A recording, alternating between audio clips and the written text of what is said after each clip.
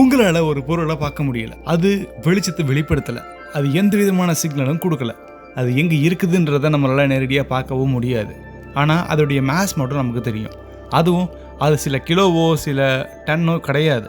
அது 6 பில்லியன் சூரியன்களை ஒன்று சேர்த்தோம்னா அதோடைய வெயிட் மேஸ் எவ்வளோ இருக்குமோ அதுக்கு நிகராக இருக்கு. இன்னும் இன்ட்ரெஸ்டிங்கான விஷயம் என்னன்னா, அந்த பொருள் நம்மகிட்ட இருந்து 10 பில்லியன் ஒளியாண்டுகள் தூரத்தில் இருக்கு. ஒரு கேள்வி, கண்ணுக்கு தெரியாத ஒரு பொருளுடைய மேஸை நம்ம எப்படி பார்க்குறோம்? அதுவும் இந்த யூனிவர்ஸோடைய இன்னொரு பாயிண்ட்ல இருக்கக்கூடிய ஒரு மாபெரும் பொருளை எப்படி நம்மளால கணக்கு பண்ண முடியுது? இந்த கேள்விக்கான பதிலை தேடுற போது ஜேம்ஸ் வெப் ஸ்பேஸ் டெலஸ்கோப் ஒரு பிளாக் ஹோலை பார்த்து அதுக்கு இதுதான் பதில் அப்படின்னு சொல்லுச்சு. அதை சுற்றி ரொம்ப அமைதியாக இருக்கக்கூடிய நட்சத்திரங்களை பார்த்துச்சு. அந்த நட்சத்திரங்கள் ரொம்ப வேகமாக இயக்கத்தில் இருக்குன்றத பார்த்துச்சு. இப்போ நம்ம பார்க்க போகிறது இந்த யூனிவர்ஸோடைய ரொம்ப தூரத்தில் இருக்கக்கூடிய அமைதியான ஒரு பிரம்மாண்டமான பிளாக் ஹோல் பற்றின பிரம்மாண்டமான கதை. நான் உங்கள் லோகபால கார்த்திகேயன். இது சேனித் ஆஃப் சயின்ஸ்.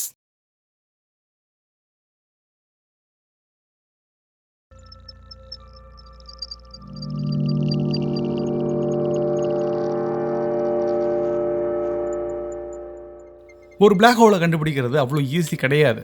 ஏன்னா பிளாக் ஹோல் அப்படின்றது ஒரு பொருளும் கிடையாது. அது வெளிச்சத்தை வெளிப்படுத்தாத ஒரு பகுதி. நம்ம பொதுவாக கருந்துளையை நேரடியாக பார்க்கறதே இல்லை. அதை சுற்றி நடக்கக்கூடிய பல நிகழ்வுகளை பார்த்து தான் அது இருக்குதுன்றதை நம்மளை ஐடென்டிஃபை பண்ண முடியும். ஃபார் எக்ஸாம்பிள், ரொம்ப ஆக்டிவாக இருக்கக்கூடிய பிளாக் ஹோல் இருந்துச்சுன்னா அதுக்கு பக்கத்தில் இருக்கக்கூடிய கேஸ் ரொம்ப வேகமாக சுத்தம். அது சூடாகி எக்ஸ்ரே, அல்ட்ரா வயலட் மாதிரியான பல அலை நீளங்களை வெளிப்படுத்தும். அந்த வெளிச்சத்தை பார்த்து விஞ்ஞானிகள் இங்கே பிளாக் ஹோல் இருக்கு அப்படிங்கிறத கண்டுபிடிப்பாங்க. ஆனால் இந்த கதை பிளாக் ஹோல் அப்படி கிடையாது. இது ரொம்ப சைலண்டாக இருக்கும். அதோடைய கேஸ் அதனால உள்ளே இழுக்கப்படலை, அது வெளிச்சத்தை வெளிப்படுத்தலை, எந்த விதமான மாற்றமும் நமக்கு தெரியல. அதனால நம்ம இதை குவாசன்ட் பிளாக் ஹோல்னு நம்ம சொல்லுவோம். அதாவது இப்போ இருக்கக்கூடிய செயல்படாத பிளாக் ஹோல். ஆனால் அது ஆக்டிவ்ல இல்லை அப்படிங்கிறது கொஞ்சம் அதுக்கு அர்த்தம் கிடையாது. உண்மையிலேயே அது ரொம்ப பிரம்மாண்டமான பிளாக் ஹோல். அதை சுற்றி இருக்கக்கூடிய கேலக்சி மையத்தில் ரொம்ப அமைதியாக இருக்கக்கூடிய பிளாக் ஹோலோடைய ஈர்ப்பு மையத்தை நமக்கு வெளிச்சம் போட்டு காட்டுது.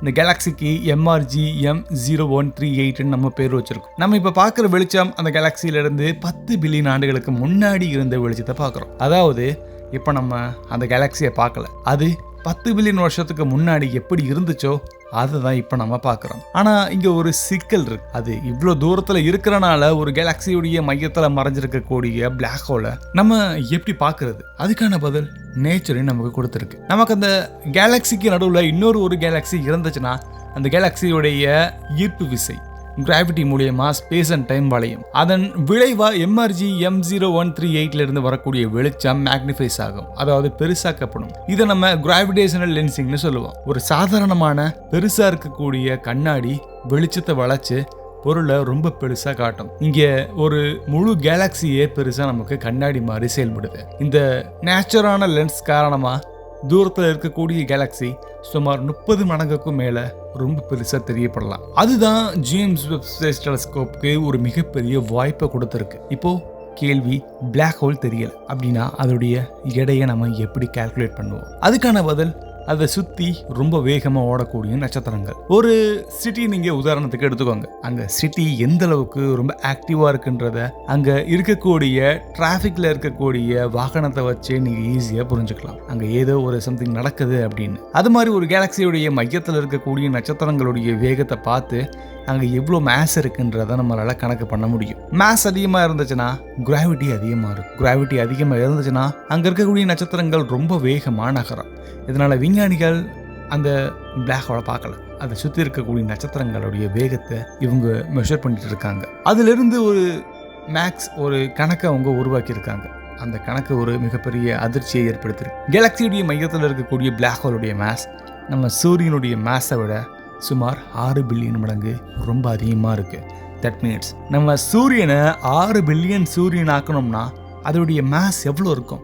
அதுக்கு நிகரான மேஸ் இந்த பிளாக் ஹோலுடைய மையத்தில் இருக்குது. கொஞ்சம் நேரம் இதை பற்றி யோசிச்சு பாருங்கள். நம்ம பேசுகிறது ஒரு சாதாரணமான சூப்பர் மேசிவ் பிளாக் ஹோல் பற்றினது கிடையாது. யூனிவர்ஸ் இன்னும் இளமையாக இருந்த காலத்தில் இவ்வளோ பெருசாக வளர்ந்துருக்கக்கூடிய பிளாக் ஹோல் பற்றின ஒரு முக்கியமான தகவல். இதுதான் இந்த ரிசர்ச்சுடைய கோர் பாயிண்ட். காரணம், கருந்துளையும் கேலக்சியும் ஒன்றுக்கு சேர்ந்து தான் வளருது அப்படின்னு நம்ம நம்பிட்டு இருந்தோம். ஒரு கேலக்சி வளரும் போது அதோடைய மையத்தில் இருக்கக்கூடிய பிளாக் ஹோலும் வளரும்.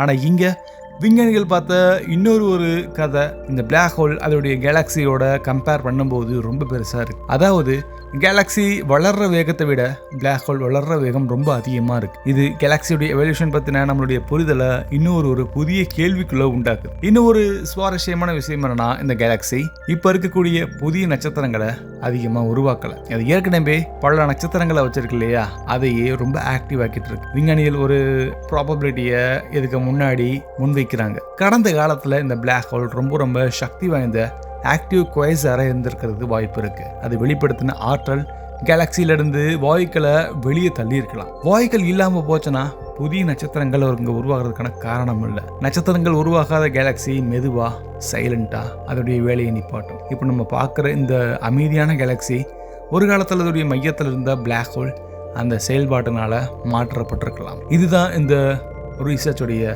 உண்மையான beauty. James web space telescope ஒரு பிளாக் ஹோலை பார்க்குதுன்னா அது பிளாக் ஹோலை பார்க்கல, அது அங்கே இருக்கக்கூடிய நிழலை பார்த்து அது நமக்கு பல டேட்டாஸை கொடுக்கறதுக்கு ட்ரை பண்ணுது. அது செஞ்சது ஒரு முக்கியமான விஷயம். 10 பில்லியன் ஒளியாண்டுகள் தூரத்தில் இருக்கக்கூடிய சில நட்சத்திரங்களுடைய மோஷனை அளந்துச்சு. இந்த இயக்கத்தில் மறைஞ்சிருக்கக்கூடிய கிராவிட்டி அது என்னங்கிறத கண்டுபிடிச்சிருக்கு. இந்த கிராவிட்டியிலிருந்து தெரியாத பொருளுடைய மேஸை இது கணக்கு பண்ணுறதுக்கு சில மெத்தட்ஸையும் சில ஃபார்முலாஸையும் நமக்கு கொடுத்துருக்கு. ஸோ யூனிவர்ஸில் நமக்கு தெரியாத கடந்த காலத்தில் வாழ்ந்த ஒரு பிரம்மாண்டமான பிளாக் ஹோல் பற்றின ப்ரெசண்ட்டை நமக்கு இது வெளிக்கொண்டு வந்திருக்கு. நம்ம யூனிவர்ஸை புரிஞ்சுக்கணும்னா எப்போயுமே நம்ம பார்க்குற முக்கியமான விஷயம் பல நேரங்களில் நம்ம பார்க்க முடியாத விஷயங்கள் பற்றினது. ஒரு தெரியாத பிளாக் ஹோல், அதை சுற்றி நகரக்கூடிய சில நட்சத்திரங்கள், அந்த நட்சத்திரங்களுடைய வேகத்தில் மறைஞ்சிருக்கக்கூடிய சில காம்ப்ளெக்ஸான மேக்ஸ், இந்த மேத்தமெட்டிக்ஸ் மறைஞ்சிருக்கக்கூடிய ஒரு பிரம்மாண்டமான உண்மையை வெளிப்படுத்தலாம். இதுதான் இந்த சயின்ஸுடைய ஸ்பெஷலே. சில நேரங்களில் பதில்கள் நேரடியாக நமக்கு தெரியாது, ஆனால் அதோடைய தாக்கங்கள் நமக்கு ரொம்ப அழகாகவே தெரியும். அந்த இம்பேக்ட் ரொம்ப கவனமாக நம்ம பார்த்தோம்னா பிரபஞ்சத்தில் பல பகுதிகளில் நமக்கு தெரியாத ஒன்று நமக்கு புரிகிற லாங்குவேஜில் அது பேசுறதுக்கு ட்ரை பண்ணுதுன்னு நமக்கு புரியும். இப்போது ஜேம்ஸ் வெப் ஸ்பேஸ் டெலிஸ்கோப் கண்டுபிடிச்ச ஒரு பிளாக் ஹோல் நார்மலாக அது ஒரு மற்ற பிளாக் ஹோல் மாதிரி இல்லை. அது பார்க்க முடியாத ஒன்றை கூட புரிஞ்சுக்கிறதுக்கு நம்மளால் முடியும்னு நமக்கு ஒரு மிகப்பெரிய க்ளூவை கொடுத்துருக்கு. இது மாதிரி இன்னும் நம்ம இன்ட்ரெஸ்டிங்கான பல வீடியோஸ் ஃபியூச்சரில் பார்க்கலாம். மறக்காமல் நீங்கள் சப்ஸ்கிரைப் பண்ணிட்டு பெல் ஐக்கானை கிளிக் பண்ணுங்கள். பை.